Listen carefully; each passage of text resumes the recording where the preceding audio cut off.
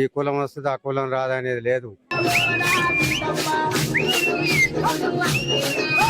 కోలాటం తోటే భజన స్టార్ట్ చేసినాం. కరోనా టైంలో కూడా మా ఊర్లో కరోనా అని భయపడ్డోళ్ళు లేరు, ఇక్కడ ఏది కూడా రాలేదు.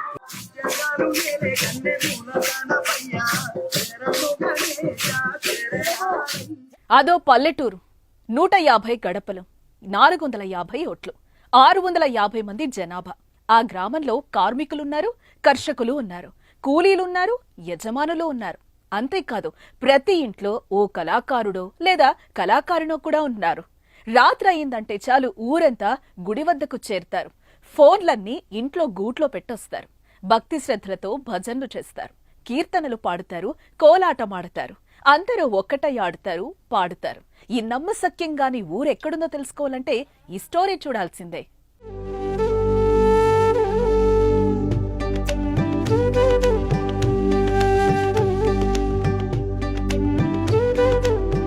పల్లెలు అంటే ప్రతి ఒక్కరూ ఏదో ఒక పనికి వెళ్తూ ఉంటారు, అలసి సొలసి ఇంటికొస్తారు. మగవాళ్లైతే అలవాటు ఉన్నవాళ్లు మద్యం సేవించి ఆదమర్చి నిద్రిస్తారు. కానీ ఇప్పుడు మనం తెలుసుకోబోయే ఈ గ్రామంలో మాత్రం ఎంత అలసిపోయినా రాత్రి అయిందంటే చాలు ఊళ్ళోని రామాలయం దగ్గరకు చేరుకుంటారు. మద్యం ముట్టరు, ఊరంతా కలిసి కబుర్లు చెప్పుకుంటారు. చిన్న పెద్ద ఆడ మగ తేడా లేకుండా అందరూ కలిసి ఆడుతూ పడుతూ ఐక్యమత్యంగా ఉంటారు. మనకు ఇక ఈడ కుల భేదం లేదు, ఈడ తీసేది లేదు, ఈ కులం వస్తుంది ఆ కులం రాదనేది లేదు. మొత్తం ఊరు మొత్తం ఐక్యత. వీరి ఐక్యమత్యం ఎంత అంటే గ్రామంలో ఏ ఒక్కరూ వేరే వారితో గొడవపడరు. పండుగలన్నీ కలిసే జరుపుకుంటారు. గ్రామంలో 3 ఏళ్ల కిందట కొత్తగా రామాలయాన్ని గ్రామస్తులే నిర్మించుకున్నారు. మా ఊర్లో మేము చిన్న మోతాదు ఉన్నప్పుడు చిన్న గుడి ఉండే రామాలయం. మనం పెద్ద గుడి కట్టుకోవాలని ఊరూర తిరిగి ఎడ్ల బండ్లతో పోయినాం. అయితే ఇప్పుడున్న రామాలయం గుడి మోతాదు గుడి అది కట్టుకుంటానికి అప్పటి నుంచి భజన నేర్చుకున్నాం మేము. ఆ గ్రామం వాళ్ళు కాకుండా వేరే దాతలు ఎంత డబ్బిస్తామన్నా కూడా వద్దని చెప్పారు. ఇంటికింత చొప్పున అందరూ తలో చెయ్యి వేసి గుడిని నిర్మించుకున్నారు. ఆ గుడికి కూడా ఒకరు ధ్వజస్తంభం, ఒకరు గోడ నిర్మాణం, అలా ఇండివిజువల్ గా కాకుండా చందా డబ్బులన్నీ ఒకచోట చేర్చి గంపగుత్తుగా గుడి కట్టారు. ఆలయంలో ఊరు వారందరూ దాతలే అని బోర్డు పెట్టారు. అంతలా కలిసిమెలిసి ఉండే ఆ ఊరి వారిని కరోనా దరిచేరలేదు. ఎవ్వరు నమ్మినా నమ్మకపోయినా ఇది నిజం. ఆ ఊర్లో ఒక్కరంటే ఒక్కరికి కూడా కరోనా సోకలేదు. అదంతా ఆ ఊర్లోని హనుమంతుడి దయ అని గ్రామస్తులు చెప్తున్నారు. ఇక్కడ హనుమాన్ని 20 సంవత్సరాలు అవుతుంది విగ్రహ ప్రతిష్ఠ చేసుకొని. అప్పటి నుంచి ఉదయం సాయంత్రం నేను దీపం ముట్టిస్తా. ప్రతి కార్తీక మాసంలో యజ్ఞం చేస్తాం, చేసి అన్నదానం పెడతాం. కొంతమంది సామాన్లు పిలిపించి అన్నదానం పెట్టుకుంటాం. మేము అప్పటి నుంచి ఇప్పటికి కూడా మా ఊళ్ళో ఎటువంటి ఆటంకాలు లేకుండా మంచిగా నడుస్తుంది. కరోనా టైంలో కూడా మా ఊళ్ళో కరోనా అని భయపడ్డోళ్ళు లేరు, ఇక్కడ ఏది కూడా రాలేదు. ఈ ఊళ్ళో అయితే రాలేదు, ఇక్కడ కూడా కరోనా రాలేదు.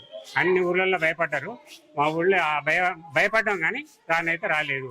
మేము లాస్ట్ అనుకున్నాం మనకి ఇది తప్ప హనుమాన్ తప్ప మనకు రక్షించినోడు ఎవరు లేరు. ఇక శ్రీరామనవమి, వినాయక చవితి పండగొస్తే పట్టణాలు సిటీల్లో ఉండే ఆ గ్రామానికి చెందిన ప్రతి ఒక్కరూ ఊరు చేరాల్సిందే. 9 రోజులు పూజ చేయాల్సిందే. ఊరంతా ఒక్కటే విగ్రహం పెడతారు.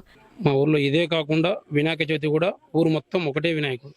అందరం కలిసి కట్టుగా ఉండి నిమజ్జనం కూడా అందరం కలిసి ఆ రోజు అందరూ పనులు పని చేసుకొని నిమజ్జనానికి అందరూ పాల్గొంటారు.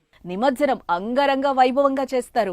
అంతేకాదు రాత్రిపూట భజన, కోలాటం చేసేందుకు వచ్చేవారికి రోజుకు ఒకరు చొప్పున అందరికీ పలహారం తెస్తారు.